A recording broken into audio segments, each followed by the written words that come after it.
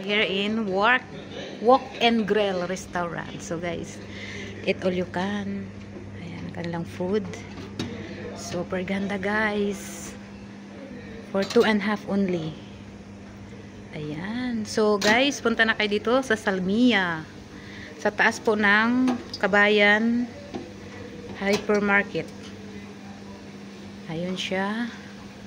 Super yummy ang mga foodies nila guys. Ayun. Tsaka yung mga staff nila super babait po. Hindi sila katulad ng ibang restaurant na suplad. Ayan. Ayan guys. Super yummy ang kanilang mga foods.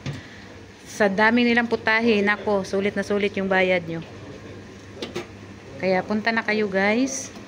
Ayan. May meron silang Indian food, Filipino food. Ayan guys, super dami. Hindi pa tayo nagtatapos. Mayroon pa. Ayan, may fried rice. Daming klase ng rice. Ayan. Biryani. Tsaka ito is wala nang laman kasi hapon na.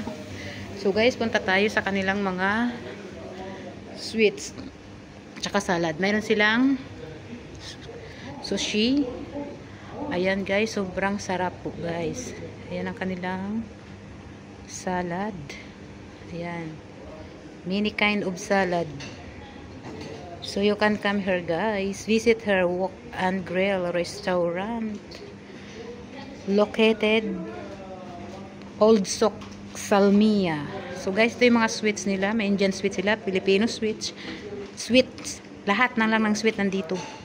Sobrang ganda po dito guys. At napakabait po guys ni Kabayan. Si Kabayan po guys, sobrang bait. So,